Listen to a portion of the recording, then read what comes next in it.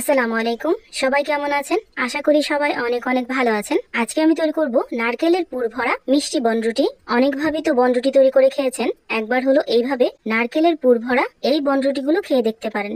আশা করছি আপনাদের কাছেও খুবই ভালো লাগবে। এখন কথা না বাড়িয়ে দেখে নেই আমি কিভাবে এই বনরুটিগুলো তৈরি করলাম। প্রথমে আমি এই বনরুটির জন্য ডোটাকে রেডি করব। এজন্য একটা বুলে এই কাপ দিয়ে 1 কাপ পরিমাণ উষ্ণ গরম পানি নিয়ে নিছি। দিয়ে দিলাম 3 চা চামচ পরিমাণ চিনি।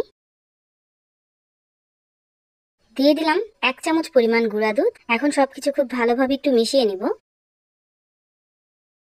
দিয়ে দিলাম 1 টিস্পুন পরিমাণ বেকিং সোডা, 1 টিস্পুন পরিমাণ বেকিং পাউডার, হাফ চা চামচ পরিমাণ দিয়ে দিলাম ইস্ট।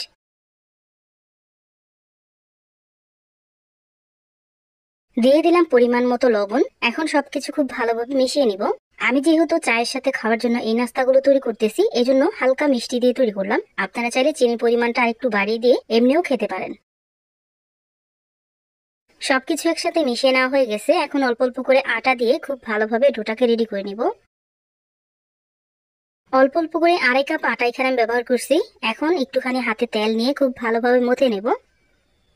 অবশ্যই এই ডোটাকে খুব ভালোভাবে হাত দিয়ে মথে নেবেন, এতেই কিন্তু এই নাস্তাগুলো অনেক বেশি পারফেক্ট হবে।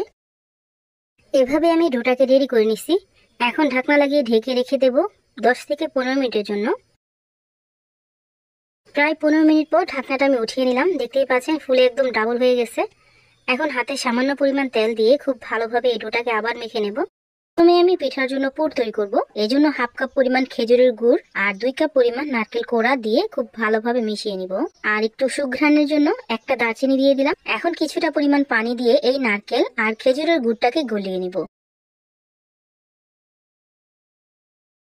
নারকেল আর গুড়টা যখন খুব ভালোভাবে মিশে যাবে তখন কিন্তু ঠিক এরকম কালার চলে আসবে। এখন যতক্ষণ না পানিটা শুকিয়ে যাচ্ছে ততক্ষণ রান্না করে নিব।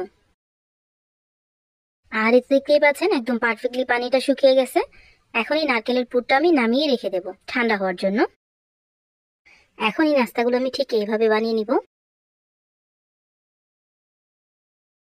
এভাবে আমি সবগুলো নাস্তা বানিয়ে নিছি। এখন এই নাস্তাগুলো আমি তেলে ভেজে নেব।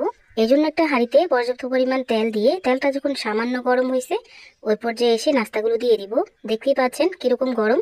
ঠিক এরকম গরম অবস্থায় এই নাস্তাগুলো ভেজে নিতে হবে।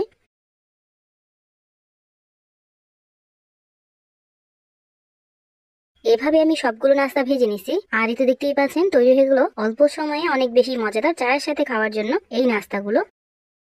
ভিডিওটা আপনাদের কাছে কেমন লাগছে অবশ্যই কমেন্ট করে জানাবেন। সবাই ভালো থাকবেন, সুস্থ থাকবেন। আল্লাহ হাফেজ।